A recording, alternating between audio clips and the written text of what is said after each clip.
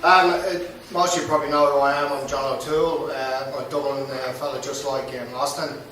I've got lots of memories of Austin, and most of them fond, some of them challenging in the Gaelic football sense. I'll talk a little bit about that later. But one thing about Anne and Austin, they are an incredibly generous couple. They gave, as you heard from Shirley, they gave so much to this club. The pantry, the potluck is one of our biggest legacies though, that they've handed down to us. All you folk probably been to a potluck. I think they set it up in about 1996. It's still going strong to this day. It is the heart and soul of our club to bring through the young people. When my parents came out on 2 occasions, it was Anne and Austin that were ringing up and said, "You'll have to come out and have some dinner with us." Very, very welcoming to my parents, to myself, to my family, and we really, the O'Toole family really cherished that, so thank you very much for that. With the Gaelic football, it was quite an interesting sort of time of the Gaelic football sort of era here. It was kind of dying on its feet through the 70s, I believe, and in the 80s it started to make a revival, and a lot of us Irish lads came out in the 80s because, you know, when we were sort of young fellas, there was no jobs to go to, you know, unless you knew someone like, you know, you could get an apprenticeship that way. But for the majority of people you couldn't, so you had to come down to New Zealand or somewhere like this. When we came out, there was the club here that you could come to, or there was a Gaelic football that could really help you sort of keep your Irish culture going. And there was Anne and Austin sort of really, you know, promoting it, sort of gathering you in, you know, as a young fella. You know, you were made to feel really welcome. You could be crap at football or whatever, which a lot of us were, but they made you feel good that you actually were good, that you could actually go to, you know, play in teams and get selected to go to Australia and play against the best over there, and make you feel really proud of who you were and where you were from. But we had they set up the Molly Malone's Cup, and it was called the Molly Malone's Cup because Molly Malone sponsored it. It was that simple. And we had probably about 4 or 5 years of competition where we had 4 teams initially, and it grew to a team out of Fielding. So we kind of went national as well as international. And you'd never have thought you'd be playing Gaelic football in New Zealand for a start, but you'd be playing Gaelic football in Wellington and travelling to Fielding against a bunch of farmers. It was quite incredible, really. But we kind of had our own language on the football fields, and not a lot of Kiwis understood it. So Austin, you know, he's a bit of a cheeky bugger, as you all know. When he'd be refereeing, you know, he wasn't afraid of, you know, standing up for his rights, and neither were we.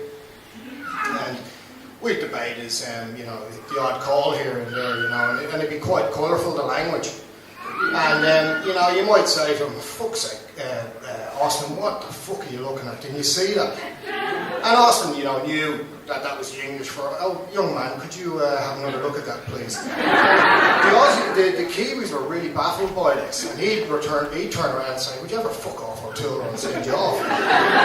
which meant, you know, "Oh yes, I had a look at it, and you're wrong." So, it was, he really understood our language. And it wasn't bad language to us, you know, especially up in Dublin, you know, I think every second word is fuck. It's just the way we are, I guess. But they were accepting of that, you know, and they brought the Gaelic football to the Kiwis, and you know, and we had a lot of young Kiwi people gave it a go, and some of them became very good, and like there was a team from Upper Hutt called the Shamrocks, and they were predominantly Kiwi lads. I think they had the odd Irish person in there to sort of like help them understand the lingo. But as far as the football went, they were pretty exceptional. Initially they struggled. They didn't quite beat us Irish lads, you know, but you know, we gave them a chance now and again. But Austin, it was raised at the funeral the other day, you know, what a hoarder he was, and he was. and it was great to see that he still had the Louvre window on as a flower support on his coffin. I thought it was special. I did a bit of work around that man in Austin's place over the years, and it was because at times when I was struggling to get work, they recognised that, and they give me a call and say, John, come and do this, come and do that, and they'd always want to pay for it, and sometimes I wouldn't take it, but sometimes I did, and well, it was the mere fact that they thought about me, that they were looking out for me, always being sort of like that generous giver type people. Austin was a hoarder, and we'd be around there, and Anne would be giving me an instruction to do something one way, and then Austin would be in the background and saying, no, we don't really need to do it that way, we can use this bit of timber over here. And Anne would be saying, geez, don't listen to him, don't listen to him. So I got this battle going on, And it was quite hilarious. In the end, I'd always sort of managed to get Anne's way, because you always keep a cook happy, don't you? And yeah, she had the money. But Austin was really, really good with the savouries and the pies and things like that. So we'd say to Anne, hey, we're heading down to get some hardware. And the hardware usually ended up being sort of a couple of pints of Guinness down at the local. And that was the cheeky devil that he was, she won't know. But Austin and Anne, it's hard to sort of separate them, as you know.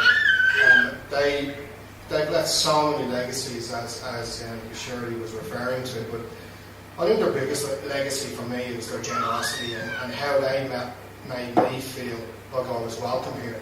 And I know that I'm not alone in that, and I think it's a great tribute to who they are. Some of the life, want to be really rich financially and all of that, but I think, when I die, if people could say, he was really rich in his generosity, that would be an amazing thing for someone to say. A lot of people said that about Austin the other day, and I take my hat off to him, and I'd like to charge it past Austin.